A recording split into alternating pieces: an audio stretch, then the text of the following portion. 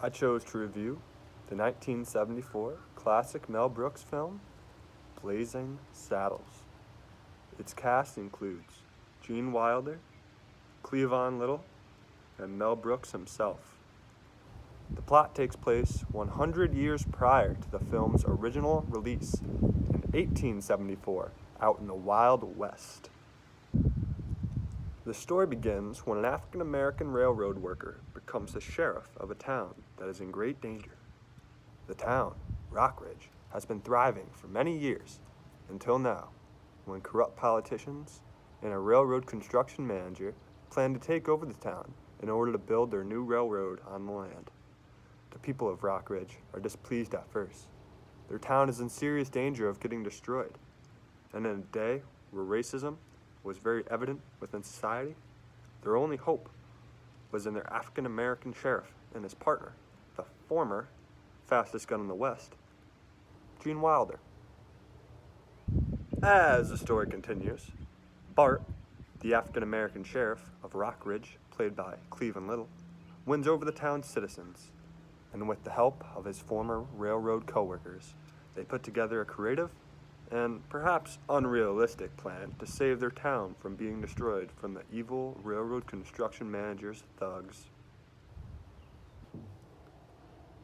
I think much of the story spoke to the percentage of people who have the ability to laugh at themselves and how silly people can be sometimes. Gene Wilder and Cleavon Little have an incredible bond in this film, possibly the best friendship the storyline has to offer. And part of what makes it so great was the fact that it went against society's standards for the time. Neither of them cared what everyone else thought.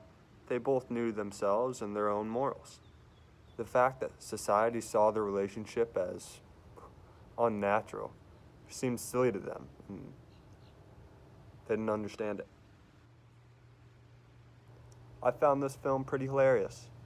One may find that surprising considering the storyline, but that was actually a very humorous comedy.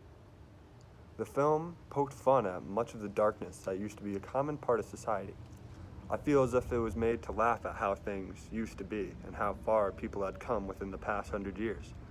I'm not sure all these jokes would make some people laugh today, some people, or even be allowed to be released, but I found it very humorous. As the plot of the film unfolds in the end, it is shown to the audience that it really is just a film on a movie set. There is a massive fight that spirals onto another movie set. That is when the story first acknowledges that it truly is just a story. There are cars instead of horses, directors screaming at all the chaos, and even actors from other films getting in on all the violence.